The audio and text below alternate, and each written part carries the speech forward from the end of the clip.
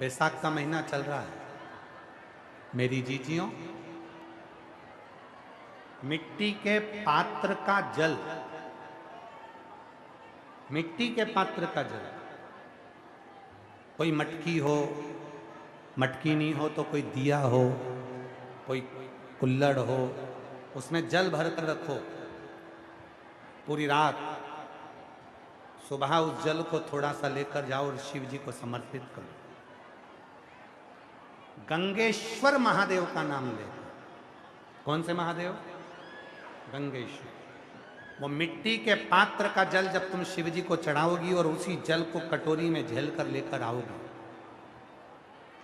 उसी जल को जब तुम कटोरी में झेल कर लेकर आओगे, जिनकी आंखों में रोग हो जाता है, श्रवण शक्ति में रोग हो जाता है, जिनके फेफड़ों में से सांस लेने में आवाज आती है खरखराहट की, जिनकी नासिका का स्वर बंद रहता है, कोई ना कोई स्वर उसके बंद ही रहते हैं नासिका के, उस व्यक्ति को यदि बैसाख के महीने में मिट्टी के पात्र में रखा हुआ रात्रि का जल गंगेश्वर महादेव के नाम से शिव जी को चढ़ाया जाता है और वही जल को उस व्यक्ति को पिलाया जाता है, तो नेत्र, श्रवण, नासिका और जो फेफड़ों में से खरखराहट की आवाज आती है वो धीरे धीरे अपने आप बंद होना प्रारंभ हो जाती है।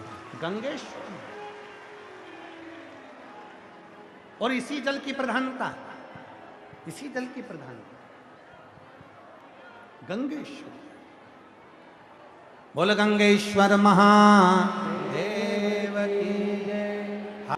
मिट्टी का बर्तन यदि तुम्हारे पास नहीं है तो घर में अगर कोई दीपक भी हो, मिट्टी का दिया भी हो, मिट्टी का दिया, तो उसको पात्र में उसको डाल के रख दो। उसका भी जल यदि शिव जी को चढ़ाएंगे, मिट्टी खास तौर से जरूरी है, मिट्टी के पात्र में जल भरा हो और वो जल शिव जी को समर्पित, वो जल मिट्टी का दिया में जल भर दो,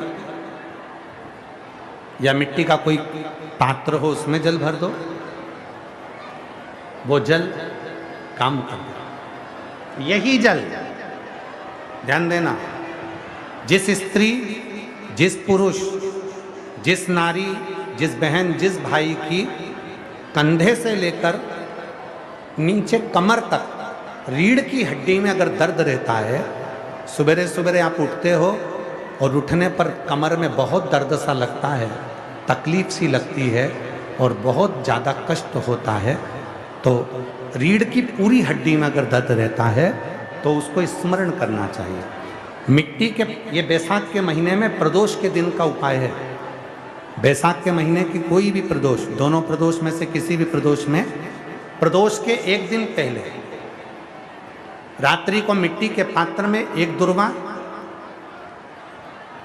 केवल एक दुर्वा और एक चावल का दाना जमीन पर रखें, उसी के ऊपर मिट्टी के पात्र को रखें और उसी के अंदर जल भर दें।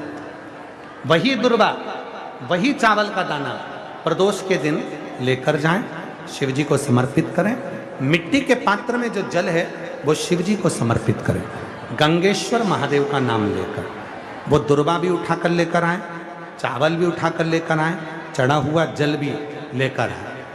चावल को अगर प्रदोष का व्रत करते हो तो ना खाएं, केवल दुर्वा खा लें, चावल को दूसरे दिन खाएं। अगर प्रदोष का व्रत नहीं करते हो तो चावल पहले खाएं, फिर दुर्वा खाएं, और रात्रि को सोने से पहले वो जल थोड़ा सा आचमन करें, उसी जल को डब्बी में भर कर रख लें। 7 दिन तक उसी जल को थोड़ा थोड़ा आचमन करते रहें। आप सवेरे सवेरे उठोगे तो आपकी ये कमर का पूरा दर्द अपने आप धीरे धीरे धीरे धीरे समाप्त होते चले।